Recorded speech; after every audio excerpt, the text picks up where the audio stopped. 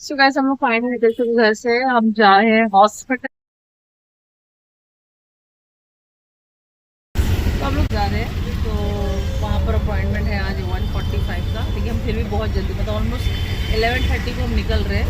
अब ऑटो हमने ओला करी, ऊबर से, रैपिडो से हमने कर लिया था ऑटो।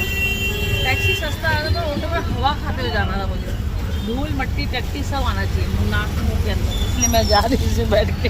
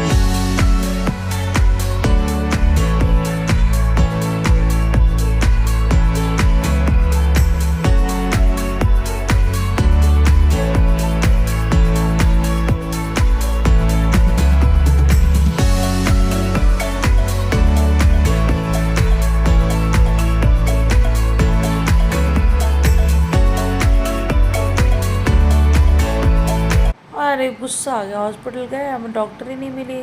तो जिससे मैं दिखाने वाली थी, जो मैंने सुना था जिन डॉक्टर के बारे में, अब वापस कल आना पड़ेगा। तो मैंने कहा चलो अभी घर जाते समय ना, मैं सोचा अब जब खाली हाथ जा रहे तो पासपोर्ट का मुझे कुछ काम था, पासपोर्ट करवा लेती हूँ। तो जंतर मंतर होते से ही निकल रहे थे हम वहाँ पर। तो देख रहे हैं आप, वापस प्रोटेस्ट हो रहा है। पता नहीं क्या चीज़ का प्रोटेस्ट हो रहा, मालूम नहीं। तो फिर हम लोग पासपोर्ट ऑफिस आए यहाँ पर, और यहाँ पर आके मैं पासपोर्ट कुछ काम करवा रही थी। पासपोर्ट ऑफिस में काफी लोग आ रखे थे वहां पर। तो मैंने कहा चलो एक काम नहीं होता, एक काम ही करवा लो, दूसरा काम है। तो मम्मी भी यहाँ बैठी हुई थी, इंतजार करी थी। और मैं बैठी हुई थी अंदर। मम्मी को मैंने भेजा, उनको वॉशरूम करा जाना था, मैंने कहा बाहर ही वेट कर लेती थी। तो यहाँ मैं इंतजार करते करते पक गई। काफी लोग बैठे थे, बैठने की जगह भी नहीं थी। जो जहाँ जगह मिल रही थी वहीं बैठ जा रहे थे। तो मैंने कहा चलो कोई नहीं। तो मम्मी मेरे चक्कर में परेशान हो गई। हम लोग आए थे किसी और काम से, करवा कुछ और रहे। मैंने कहा उसको लगे हाथ हो जाए तो हो जाए, नहीं तो देखेंगे नेक्स्ट टाइम आ जाएंगे।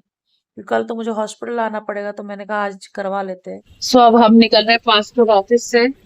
और बस क्या बोलूं, पासपोर्ट का भी कुछ काम नहीं हुआ, जो काम से आई थी वो भी नहीं हुआ, हॉस्पिटल भी नहीं। अब कल आना पड़ेगा। तो मैं सोच लो इंडिया गेट देखते देखते जा रहे। मेरा मूड ठीक नहीं चला, अंदर से बहुत ज़्यादा खराब है। सो गाइस हम लोग घर पे आ गए। और सो हम लोग हॉस्पिटल गए थे। तो मैं आपको बताना था कि हॉस्पिटल में क्या बताया डॉक्टर ने। तो आपने सुना होगा कि खुशियों के साथ हमेशा तकलीफ भी आती है। मेरी मेरी लाइफ में तो नॉर्मल बात है। मेरे को तो ऐसा कोई चीज डायरेक्ट ऐसा आती है तो मेरे को ऐसा यकीन नहीं होता कि ऐसा कैसा। मैं बहुत खुश हूँ अल्हम्दुलिल्लाह कि मैं प्रेग्नेंट हूँ अल्लाह की रहमत से। लेकिन जब आपको मैं बता दूं कि आप लोगों को नहीं पता होगा, मुझे पता ही नहीं था कि मैं प्रेग्नेंट हूँ, ठीक है। ब्लॉग में मैं मेरे 2-3 महीने का, 3 महीना प्रेगनेंसी, जब सॉरी 3 महीने का मेरे वो डेट मिस हो गए। तो मेरे को थोड़ा सा पेन वेन हुआ, तो डॉक्टर को तो समझ लो 20 दिन पहले मुझे पता चला कि मैं प्रेग्नेंट हूँ, ठीक है।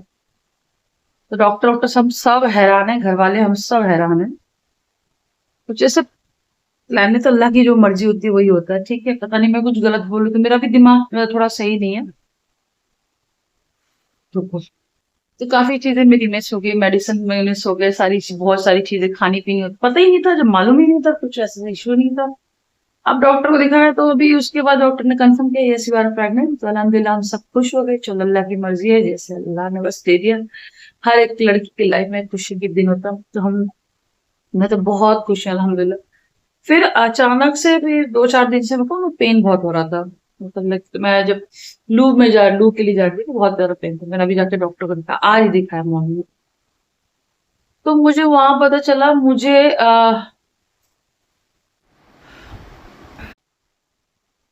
डॉक्टर ने सीधा कहा कि आपको हाई प्रेगनेंसी मतलब हाई प्रेगनेंसी रिस्क है। मैं समझी नहीं, मैंने बोला मतलब क्यों, क्या हो गया, क्या दिक्कत है, कुछ मतलब मेरे में प्रॉब्लम है। I don't want to cry, I don't want to cry, बस मैं अल्लाह के सामने, अब मैं अल्लाह के सामने ही रोना चाहती हूँ। बहुत बोल लिया है जिंदगी में। आजमाइश, आजमाइश। यस। डॉक्टर ने आप मुझे कहा कि आपको हाई प्रेगनेंसी रिस्क है। तो मैंने कहा मैम क्यों, क्या हो गया, अब क्या हो गया, एक तो सब कुछ सरप्राइज चल रहा था, सारी चीजें, अब अचानक से ये सब। बोला कि आपको गांठे मतलब फैब फैबोराइड, फैबोराइट बोलते हैं, क्या बोलते हैं, तो फाइब्रोइड है, यानी हिंदी में उसको रसोली बोलते हैं। तो वो बहुत बड़ा है, बच्चेदानी की उम्र में है। तो उसका साइज बहुत बिग है, और एक नहीं है, मेरे को तीन है। 1 2 3 रसोली है। फाइब्रोइड पता नहीं स्पेलिंग सही नहीं बोल पाती, मैं हिंदी में उसको रसोली बोलते हैं। तो ऐसा बोला है कि आपको सी सेक्शन से ही होगा जब भी आपको बेबी होगा, और टाइमिंग का भी कुछ पता नहीं है, मतलब ऐसा भी हो सकता है कि आपको 7 मंथ में भी, क्योंकि एक दो नहीं, तीन तीन है। और बच्चेदानी के लाइक मुंह में ही है। मेरा तो पैरों के नीचे से जमीन निकल गई, लाइक सो। डॉक्टर, फिर मैं वहां पर जा रही हूँ, डॉक्टर मेडिसिन वगैरह रेगुलर, एक्सरसाइज नहीं कर सकती हूँ, कुछ नहीं कर सकती हूँ, ज्यादा आपको चलना नहीं है। अभी आपको टाइम, मतलब आपको 7 मंथ में के लिए टाइम पे, जब आपको लगेगा उस टाइम पे आपको रेडी रहना है। ठीक है, क्योंकि इसमें ऐसा होता है कि मेरा टाइम से पहले भी हो सकता है, मोस्टली ऐसे हो जाते हैं, क्योंकि सेम साइज के हो गए हैं, मतलब जो मेरी रसोली इसको बोलते हैं, बहुत बड़ा साइज का है। तीन है, तीनों तीनों बड़े बड़े साइज के हैं।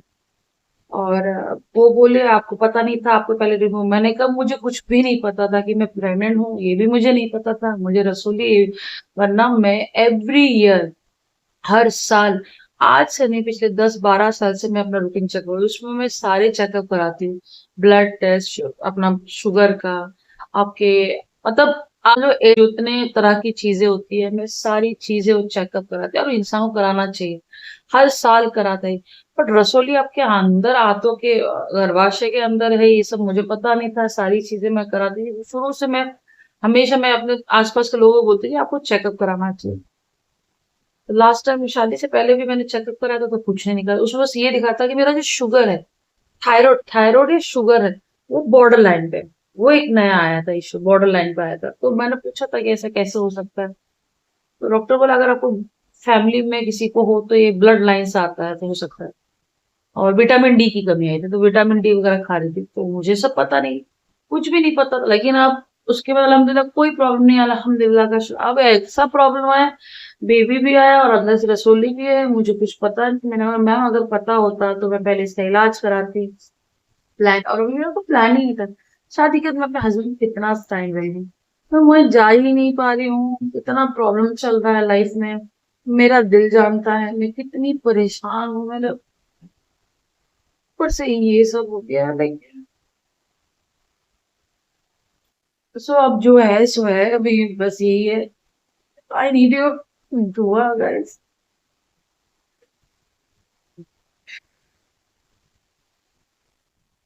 मुझे आप लोग की दुआ की जरूरत है।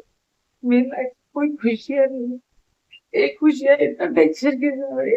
मुझे बता, मुझे दुआ चाहिए, सब सही सलामत दे, तंदुरुस्त अच्छा हो जाए बस।